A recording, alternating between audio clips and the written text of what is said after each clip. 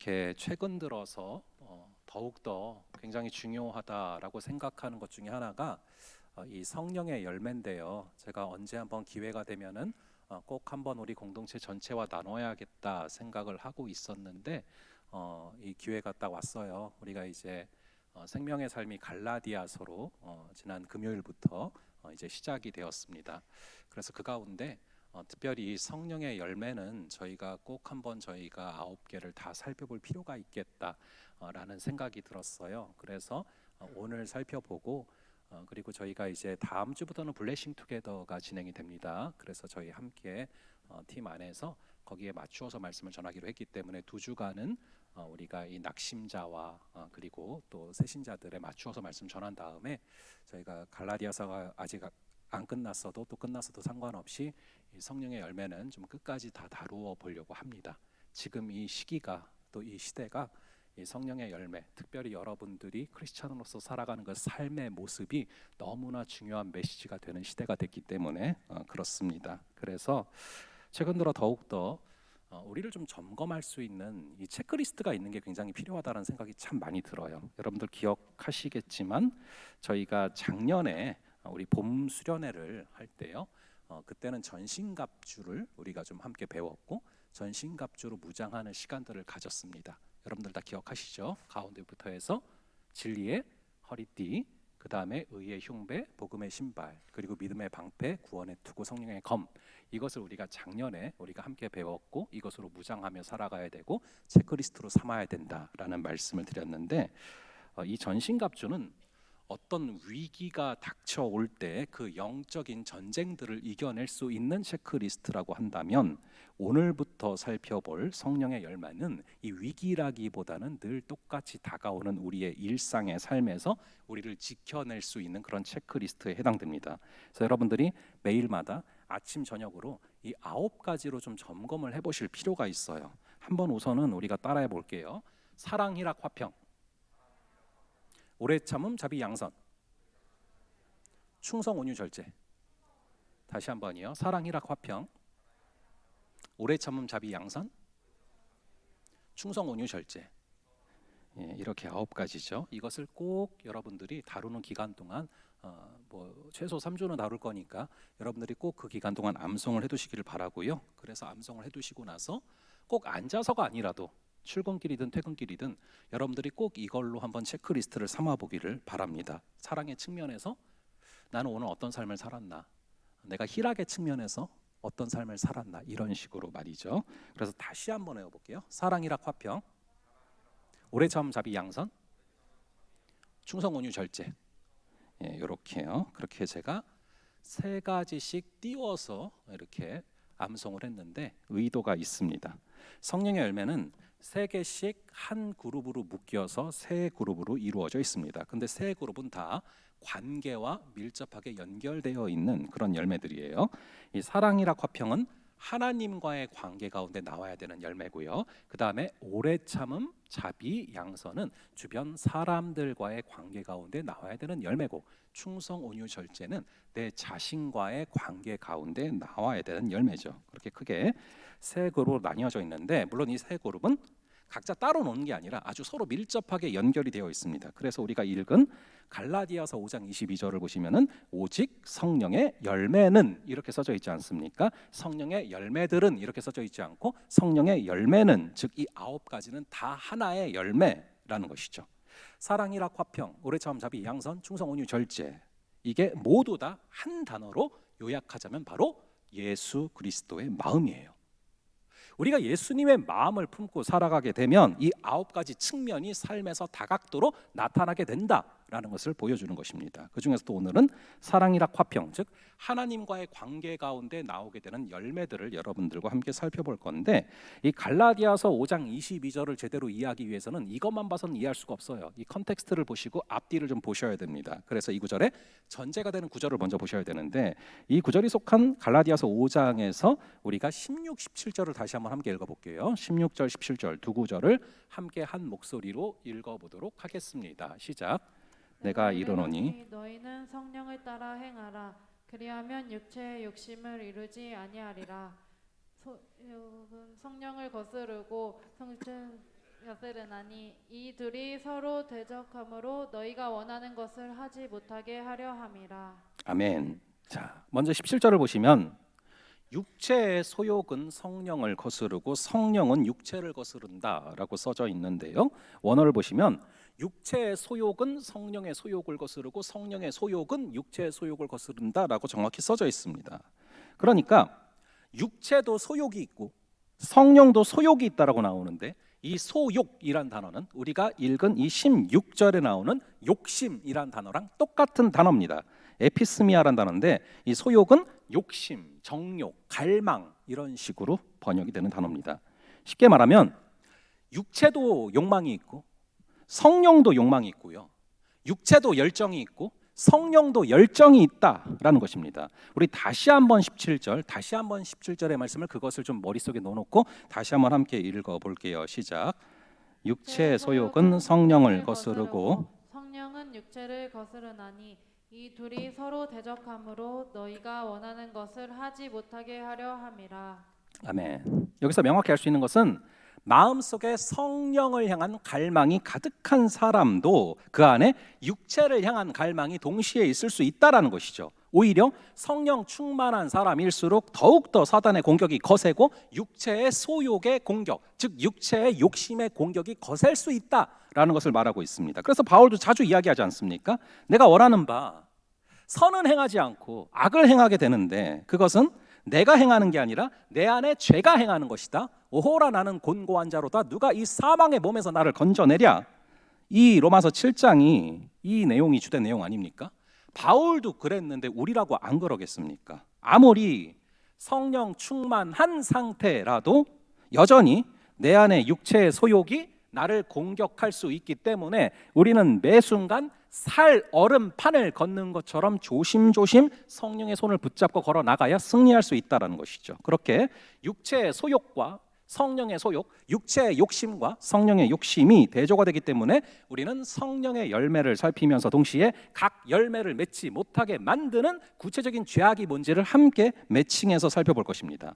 이 갈라디아서 5장 19절에 보시면 육체의 일이 무엇인지가 쭉 나열되고 있고 22절에는 성령의 열매가 무엇인지가 나열되고 있죠. 19절에 나오는 육체의 일들이 바로 육체의 소욕의 열매이고요. 22절의 성령의 열매는 성령의 소욕의 열매들입니다. 이 두 가지가 대조가 지금 되고 있는 것이죠. 이 성령의 열매가 무엇인지를 살펴보면서 동시에 성령의 열매를 맺지 못하게 하는 내 안의 죄악이 뭔지를 구체적으로 보려고 하는데 이 과정에 있어서 제가 3주 동안 함께 또 참고하려고 하는 자료가 있어요. 저희 지도 교수님이셨던 폴 스티븐슨 교수님의 수업 내용들 그리고 그분의 저서인 Taking Your Soul to Work라는 책을 주로 참고할 건데 이게 감사하게도 번역서도 나와 있습니다. 그래서 우리나라 제목으로는 또 1391이란 책으로 나와 있는데 관심 있는 친구들은 사서 보시면서 따라오는 것도 추천을 드립니다. 그래서 자, 첫 번째로 사랑을 볼 건데 사랑이라 화평의 그 사랑을 볼 건데요. 여러분 사랑이 무엇입니까? 이 사랑이라는 것은 너무 광범위해서 정의하기가 쉽지 않은 그런 단어죠. 그래서 사실 우리가 정의하기가 쉽지 않은데 그렇기 때문에 거꾸로 이 사랑의 반대말이 무엇인가를 생각해 보면 역으로 이 사랑이 뭔지를 구체적으로 감을 잡을 수가 있습니다. 여러분 성령의 열매에서 첫 번째로 제시되고 있는 것이 사랑이고 반대로 육체의 열매에서 첫 번째로 제시되는 게 뭡니까? 19절을 보니까 가장 먼저 나오는 단어가 뭐죠? 음행입니다. 그래서 이 사랑과 음행은 정확하게 구조적으로 대조가 되고 있어요. 그렇기 때문에 각 열매의 첫 번째로 제시가 되는 것입니다. 음행의 반대말이 사랑이고 사랑의 반대말이 음행이라는 것이죠. 이 음행이란 단어의 헬라어는 포르네이아라는 단어인데 포르노라는 단어가 여기서 유래가 된 단어입니다. 번역을 하면은 성적인 타락 또는 불륜, 간음 이런 뜻으로 번역이 됩니다. 이 단어를 곰곰이 생각을 해보면 우리는 사랑의 속성이 뭔지를 역으로 알 수가 있습니다. 이 음행의 번역어인 불륜, 간음, 포르노 다 핵심적인 속성이 무엇입니까? 자기의 욕심을 채우기 위해서 다른 사람을 이용하려 드는 태도가 음행이죠.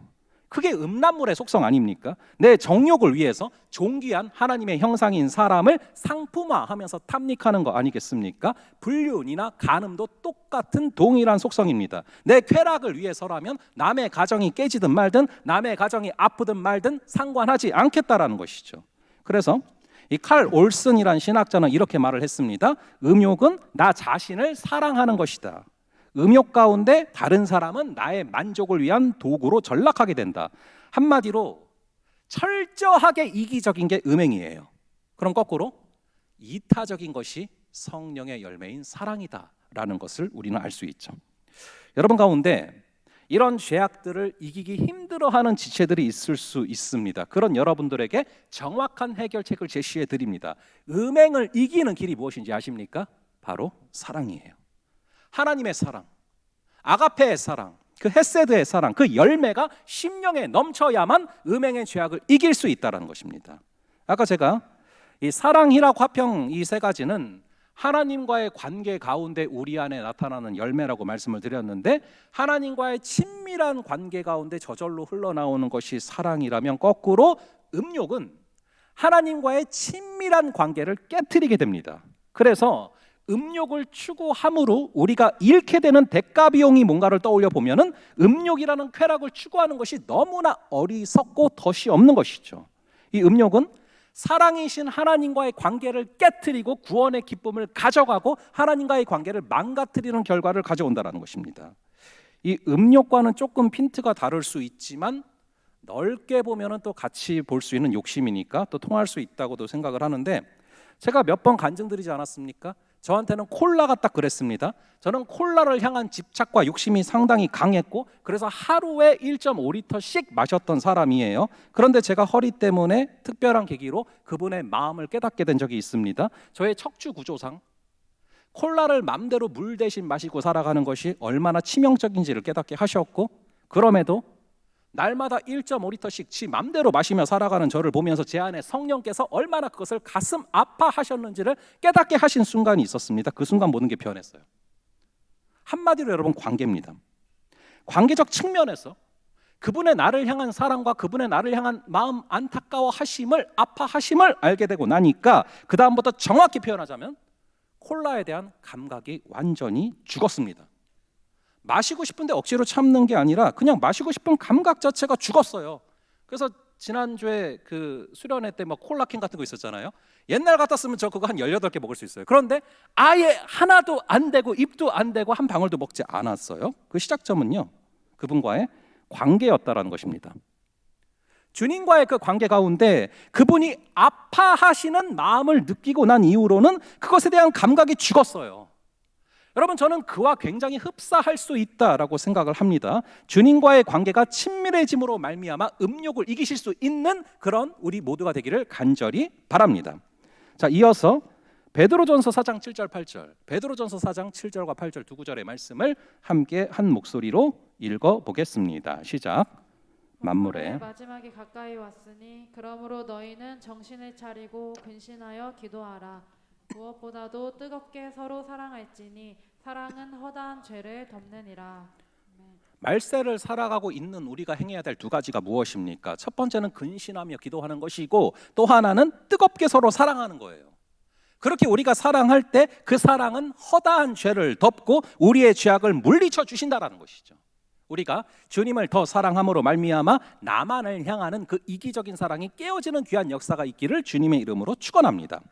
자, 나머지 두 가지 열매, 이 희락과 화평도 하나님과의 관계 가운데 나오는 열매인데, 특히 여러분, 사랑, 희락, 화평 중에서 가장 센터에 있는 게 뭐죠? 희락이죠. 그래서 말 그대로 이 구조적으로도 센터에 있는 것처럼 이 희락이 원인이 돼서 사랑과 그리고 화평이 흘러나오게 됩니다. 실제로 사람이 누군가를 정말 기뻐하죠. 그러면은 누가 시키지 않아도 그 기뻐하는 그 사람을 위해서 자원함으로 거룩한 낭비를 아끼지 않게 됩니다. 내 시간과 돈을 다 쏟아서 사랑을 해도 아깝지 않은 거죠. 그만큼 중요한 원인이 되는 것이 바로 희락인데, 희락은 한마디로 기쁨이에요. 우리가 성령이 충만할 때 자연스럽게 나타나게 되는 열매가 바로 기쁨입니다. 우리가 거룩에 대해서 많이 착각을 하는 게 있죠. 거룩이라고 하면은 무조건 자동적으로 떠올리는 그림들이 몇 가지가 있습니다. 우리가 거룩하다라고 하면은 검은색 정장을 입고 또 큰 성경책을 끼고 다니고 엄숙한 표정을 짓고 있어야 될 것 같은. 근데 여러분, 그런 건 거룩이 아니라고 제가 말씀을 드렸어요. 진짜 거룩은 무엇이다? 기쁜 것입니다. 참을 수 없는 기쁨이 내 내면에서 터져 나오는 것이 바로 거룩이죠. 그래서 우리가 이제 웨스트민스터 소유리 문답, 세례 교육할 때도 강조를 하고 있고 저희가 양육반에서도 강조를 하고 있는데 거기에 1문을 제가 여러분들께 말씀을 드렸을 거예요. 뭐죠? 첫 번째 질문이 사람의 제일 되는 목적이 무엇이냐? 그게 우리의 삶을 살아가는 이유를 말해주는 것이죠. 그럼 여러분 그것에 대한 답변이 무엇입니까? 하나님을 영화롭게 하고 영원토록 그분을 즐거워하는 것이다. 그러면서 제가 이 말씀을 드린 적이 있을 거예요. 이 제임스 패커 교수님께서 질문을 보세요. 사람의 제일 되는 목적이 무엇이냐? 그 목적은 단수입니까? 복수입니까? 여러분들한테도 물어볼게요. 단수입니까? 복수입니까? 단수죠. 근데 답변은 하나님을 영화롭게 하고 영원토록 그분을 즐거워하는 것 두 개예요. 그래서 이 두 가지는 사실은 똑같은 것을 이야기하고 있는 것입니다라고 말씀하셨단 말이에요. 즉 하나님을 영화롭게 하는 것은 무엇이다? 영원토록 그분을 즐거워하는 거예요. 여러분 하나님을 영화롭게 한다는 것은 그분께만 스포트라이트를 쏟는 겁니다. 여러분 이름이 거룩히 여김을 받으시오며 할 때 그 거룩히 여김을 받는다는 단어는 카도시란 단어인데 다 잘라버린다는 단어예요. 그분의 이름 빼고는 다 잘라버리고 그분의 이름만 남기겠습니다라는 거예요. 그래서 그분의 이름이 거룩히 여김을 받으시오면은 그분께 영광 돌리는 것이고 그분께 영광 돌리는 것은 바로 거룩이에요. 근데 거룩은 무엇이다?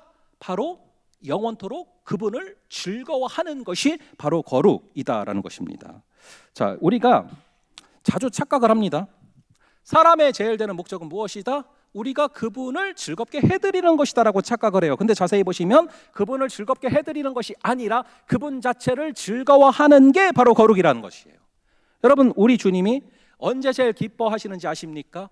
여러분들이 주님을 기뻐할 때, 여러분들이 주님을 향해서 너무나 행복한 감정을 느낄 때 그때 우리 주님은 가장 기뻐하신다라는 거예요. 이것은 자녀들을 키우면서도 명확하게 깨닫게 되는 것입니다.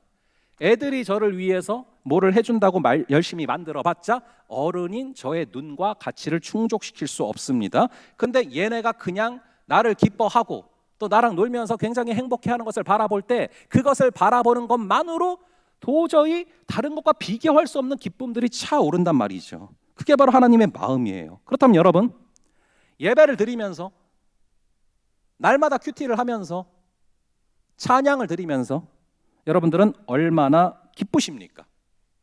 여러분들의 신앙생활에서 하는 그러한 수고들이 자발적인 수고입니까? 아니면 억지로 하는 수고입니까? 간절히 바라기는 성령의 열매로 말미암은 그 희락이 저와 여러분들의 심령에 충만한 역사가 있기를 간절히 바랍니다. 자, 그럼 어떤 자가 기쁨을 얻을 수 있습니까? 여러분 기쁨을 얻기 위해서 노력한다고 기쁨이 생길까요? 나는 앞으로 기쁠 거야. 나는 최선을 다해서 기쁘겠어. 좀 이상하잖아요. 여러분 기쁨은 노력한다라고 해서 얻어지는 게 아니죠. 기쁨을 얻기 위해서 노력하는 순간 이미 기쁜 게 아닐 수 있습니다. 그건 힘든 거죠. 자, 그러면은 어떤 자가 이 기쁨의 열매를 맺게 되는가? 어떤 자가 기쁨을 누리며 살 수 있는가? 간단합니다. 겸손한 자가 기뻐할 수 있어요. 생각이 많아지면은 절대로 그분의 인도하심을 기뻐하며 살 수가 없어요. 그래서 이 폴 스티븐슨 교수님은 기쁨의 열매, 기쁨이라는 성령의 열매가 주어지지 못하게 만드는 가장 치명적인 죄악이 바로 교만이다라고 말을 합니다. 아까 음욕과 사랑이 반대가 됐던 것처럼 교만과 기쁨은 상치가 된다라는 것이죠. 이 교만은 자신을 최고라고 여기면서 자신을 즐거워하다가 결국 자기 자신 안에 갇히는 것인데 이 교만 가운데 살다가 보면은 결국 기쁨의 근원이신 그분과 점점 멀어지게 되면서 결국에는 내 스스로 나의 기쁨을 만들려고 하다가 지쳐서 나가 떨어지게 된다는 것입니다. 반대로 겸손한 자는 자기 자신을 즐거워하는 것이 아니라 그분을 즐거워한다라는 것이죠. 여호와를 기뻐하는 것이 그래서 바로 겸손이라는 것입니다. 시편 37편 4절 여호와를 기뻐하라 그리하면 그가 내 마음의 소원을 이루어 주실 것이다. 여호와를 기뻐하라 이겁니다. 여호와께서 이렇게 인도해 주시면 기뻐할게요. 이것은 겸손이 아니죠. 여호와께서 이 길로 인도해 주셔야만 기쁠 겁니다. 이거를 해 주셔야 기쁠 겁니다. 그것은 겸손이 아니라 바로 교만이죠. 내가 원하는 결과를 주시든 주시지 않든 그분 자체를 기뻐하는 게 겸손이라는 것입니다. 우리 주님은 그런 겸손한 자를 사랑하시고 기쁨의 열매를 충만히 부어주심을 믿으시기 바랍니다. 자, 마지막으로 화평이란 단어입니다. 화평이란 단어입니다. 사랑이라 화평 중에서 이 화평이죠. 이 화평이란 단어는 히브리어로 샬롬이고 또 헬라어로는 에이레네라는 단어인데, 이 화평은 말 그대로 성령께서 충만히 임할 때 주어지는 그런 열매입니다. 우리 한번 이 요한복음 14장 27절, 요한복음 14장 27절의 말씀을 함께 한 목소리로 읽어 보겠습니다. 시작. 평안을 너희에게 끼치노니 곧 나의 평안을 너희에게 주노라. 내가 너희에게 주는 것은 세상이 주는 것과 같지 아니하니라. 너희는 마음에 근심하지도 말고 두려워하지도 말라.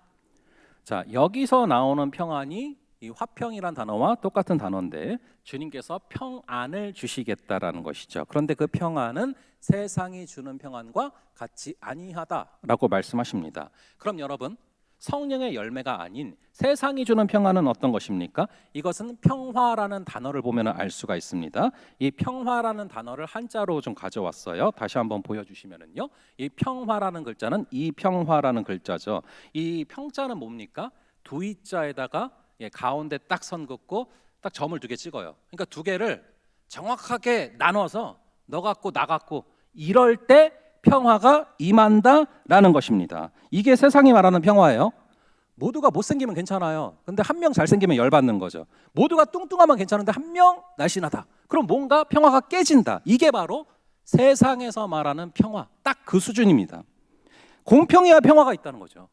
문제는 세상은 공평하지 않다라는 거예요. 여러분 중에서 정말로 이 세상은 너무 공평한 것 같아 뭐 이렇게 느껴지시는 친구들이 있습니까? 거의 없잖아요. 우리가 생각하는 공평은 그래도 내가 상대방보다 조금 더 낫다라고 느껴지는 것을 공평이라고 생각한다라는 것이죠. 근데 그래서는 절대로 이 세상이 말하는 평화가 우리에게 주어지지 않죠. 그러면은 평화할 때 화자는 무엇입니까? 이 화자는 벼화자에다가 입구자잖아요. 입에 먹을 게 가득해야 평화롭다. 그게 세상에서 말하는 평화라는 거예요. 그러니까 세상에서 말하는 평화는 공평해야 되고 입에 먹을 게 가득해야 돼요. 그렇다면 주님께서 말씀하시는 평화는 뭐냐 하면은 세상이 주는 것과 같지 않다라고 하셨으니까 그 수준을 넘어선다는 것입니다. 주님께서 주시는 평안이 얼마나 놀라운 평안인지 모릅니다. 주님께서 말씀하신 것이 무엇입니까? 이것을 말씀하시는 중에서도 유다가 지금 나를 팔아 넘기려고 나갔어요. 군사들이 몰려오고 있습니다. 조금 있으면은 18cm짜리 못이 몸을 관통할 것입니다. 그 순간 가운데 있지만 평화를 유지할 수 있는 그 평화를 주님은 말씀하시는 것이죠. 전혀 공평하지 않습니다. 입에서 침이 바짝바짝 마르죠. 그럼에도 누릴 수 있는 평안, 즉 환경을 초월할 수 있는 그 평안, 성령께서 임하시면 그 평안이 우리에게 부어진다는 것입니다. 여러분들에게 그 평안이 있습니까? 이거를 좀 더 구체적으로 말씀드려 볼게요. 여러분들의 마음에 지금 요즘에 화평이 넘치고 있습니까? 아니면 여러분들의 마음이 지옥 같습니까? 여러분들의 마음이 평안합니까? 아니면 지쳐서 이제는 도저히 아무것도 할 수 없는 그런 상태 가운데 있습니까? 이 마음의 평안은 여러분들 자신과 화해할 때 주어집니다. 아마 여러분들이 자기 자신과 화해를 하지 못하면 마음이 자주 지옥 같을 거예요. 자주 마음이 무너질 것입니다. 근데 여러분 자신과 화해를 하면은 여러분들이 지금 상황이 어떻든 조건이 어떻든 그것을 초월하는 그런 평안이 주어진다라는 것이죠. 우리는 알게 모르게 내 마음속에 벽들을 쌓아가고 살아갑니다. 담을 쌓고 살아가요. 그래서 사람들과의 관계 가운데도 보이지 않는 그런 담이 쌓이게 되고요. 심지어 나 자신과도 담이 생겨서 나를 스스로 고립시키기도 합니다. 그래서 우리는 비교의식 가운데 열등감을 느끼면서 담을 쌓기도 하고요. 미래에 대한 불안함 가운데 스스로 바벨탑을 쌓아가면서 살아가기도 합니다. 그런데 그럴수록 우리는 고립된다라는 것입니다. 그런 우리에게 주님께서 이렇게 말씀하십니다. 우리 한번 에베소서 2장 14절을 볼게요. 에베소서 2장 14절의 말씀을 함께 읽어보겠습니다. 시작. 그는 우리의 화평이신지라 둘로 하나를 만드사 중간에 막힌 담을 허시고. 아멘. 주님은 사랑이라 화평 중에서 화평 그 자체시라고 말씀하시죠. 그는 우리의 화평이신지라. 그래서 둘로 하나를 만드사 중간에 막힌 담을 허시고 내가 내 자신과 화해하게 하시고 우리 주님과 화해하게 하시고 세상과 화해하게 하시는 그런 분이시라는 것입니다. 이 화평이신 주님이 임하시면 중간에 막힌 담이 허물어지고 세상이 줄 수 없는 그런 평안이 부어지게 된다라는 것입니다. 자, 그래서 오늘 이 세 가지를 봤습니다. 다시 한번 따라해 볼게요. 사랑, 희락, 화평. 그래서 이번 주간에 여러분들이 이 세 가지를 곰곰이 생각을 해보시면서 나의 삶에서 사랑의 관점에서 희락의 관점에서 그리고 화평의 관점에서 나는 어떤 열매를 맺고 살아가고 있는가를 바라보며 걸어갈 수 있는 귀한 한 주 되기를 간절히 바랍니다. 자, 그리고 이어서 지난주와 동일하게 우리가 다음 주부터 이제 블레싱 투게더라는 그런 이제 시간이 진행이 되는데 그래서 여러분들 함께 좀 작정하는 시간을 가질 건데요.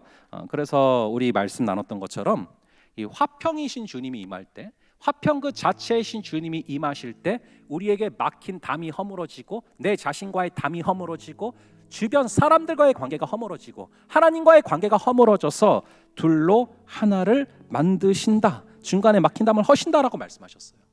이 시간 기도하는 마음으로 하나님, 이 블레싱 투게더 그냥 복이 아니라 피 흘림에서 나오는 복, 블리드에서 나오는 블레싱을 우리가 전하려고 합니다.